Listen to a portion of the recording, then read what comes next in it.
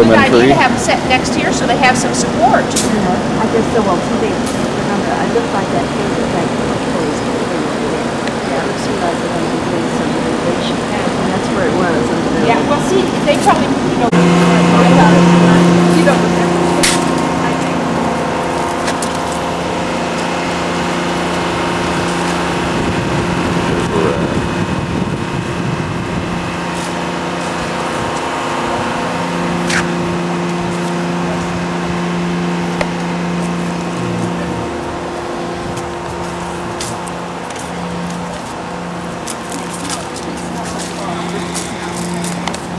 Pray, the little grottos that were sitting around.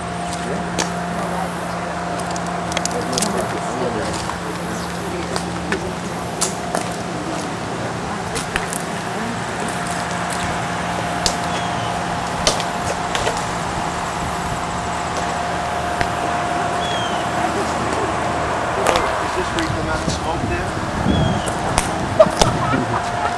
I figured you guys used to probably grow tobacco over there too.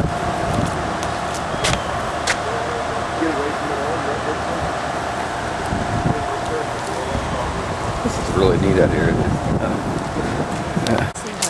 I wonder how long this little trail is. I don't remember this trail being You know, this is kind of like, were you ever to the King's house and you walk all around and up and down?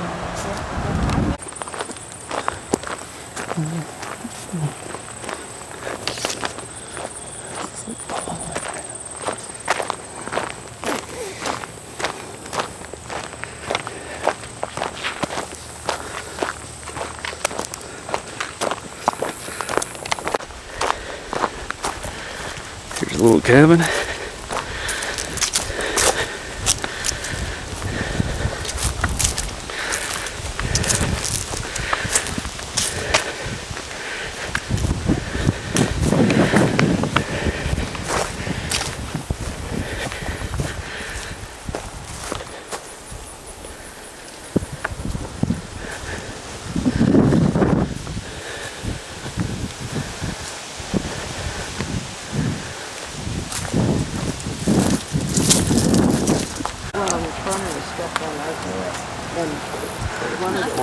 Yeah, they get struck by lightning. Now, Tim, I remember. Climb up there, I'll see if he can knock you out. Yeah. At Tim's wedding, when I said, "Oh, I was feeling secure under those big," and here Zeke said, "Oh, lightning struck that tree." Yeah. And I go, "Okay, no, I wasn't feeling it. I got over feeling secure right there."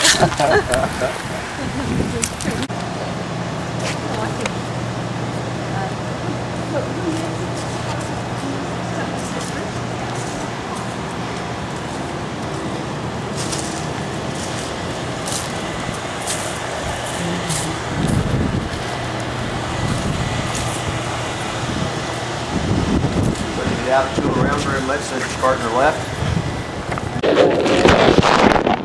You could take the earphones apart, one listen, one, and Dad would sit there facing the wall, and I can't remember where they had it, listening to a baseball game, and Mom would say, "Dad, I don't see how you can sit there and look at all afternoon."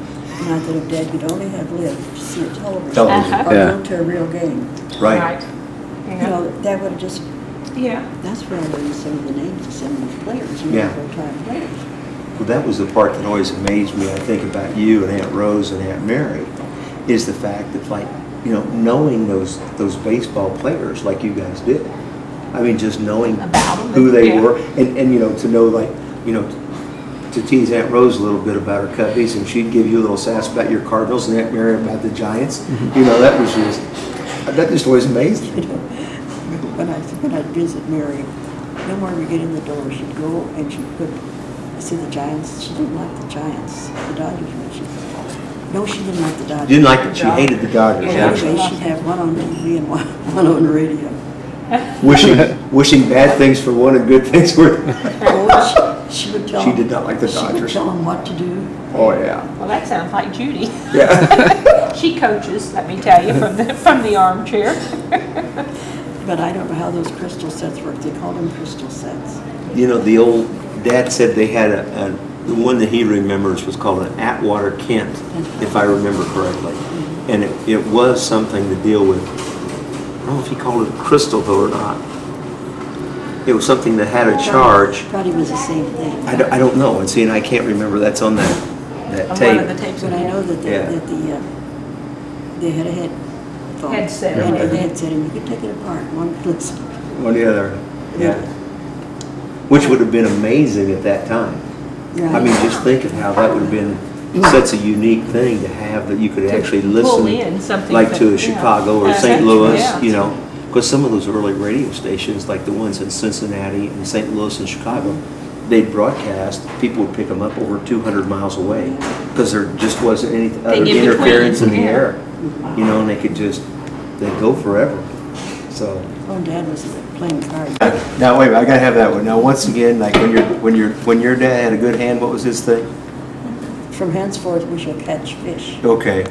And when the game was over and he knew he had the trumpet in his hand, he would say, "Church is out." That was it.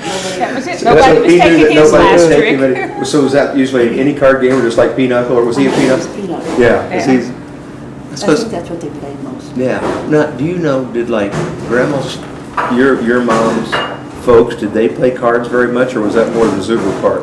Well, I'll tell you, they played, I don't know, but I know they used to go to Uncle Fred's and play cards. Yeah. And Uncle Fred had this habit of swatting the Oh, yeah. Patting your leg as you sit next to me.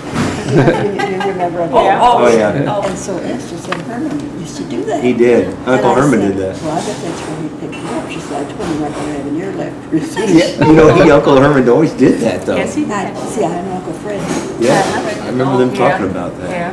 So, but I really don't know if they played cards or not. Yeah, I didn't know if that was If the more from like. Swillings or the Yeah, Zoom. because it always amazed me, because like your mom, just the way she loved to play cards, I thought maybe she was also kind of brought up around it, or I didn't know if that was just kind of a part of her age group, and that's what they did for socializing, you know. That I don't know, Yeah. but I remember Uncle Fred watching him do that. But what surprised me when when Jim was still in, he and Harry used to play cribbage. Oh, yeah. And I said, well, look, Jim, you play cribbage. And he said, well, when Uncle Joe used to come to visit, they'd have to open the dishes first. And when the dishes were finished, they would play cribbage with Uncle Joe. I'll be And darned. that was the Uncle Joe from, Yeah. from Iowa, Iowa. right? Yeah. You know, I felt so bad because he died, Yeah. and the obituary said he had no known living relatives. Yeah, I remember you saying Yeah, that. I remember that, and it was like in the paper, and then it was later on. Who was it? The guy that the family that he'd worked for years wrote something back to somebody and let us know. To you guys or something. Yeah, Let us I've know that he seen had it, passed yeah. away, and I always Other thought, than- you know, how other sad than was the that? name We was didn't. Malloy, I think. Yeah, and how sad was Because that I nobody really- knew that? I And mean, I felt bad about that too, because he was, and Raymond, I thought, you know, he kept up with him. yeah, But sometime if they don't have the record, there's still choice. right. Not the sisters, sometime they're the older sisters. No. Well, and I didn't know, like, in Uncle Joe's case, because what was he, like 100 years old or something, wasn't He he? was very. I mean, he was an old guy, and, you know, like maybe the last 4 or 5 years. I don't know if he knew stuff, didn't know stuff. You know, you have all those things going on, and it's like, yeah, I always thought that was really sad, though, that you know, maybe even that from our standpoint, that nobody even knew that he passed away. That's right. But apparently this young man had promised his father he would take care of Mhm. Uncle Joe, and he did. Yeah. So he got $300, because it was not a skilled job. And so he said, well, you know, that's what we got. So his buddy came, and he said he's a diesel fitter. So they said, well, that's a skilled job, so they gave him $600. Well, when Olaf found out about it, he said, we work together. He said, and I do the stitching, and then when I finished, he holds them up and he'll say diesel fitter.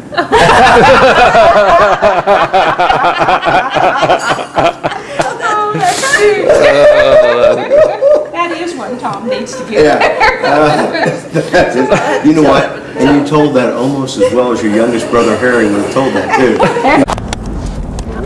I've been there.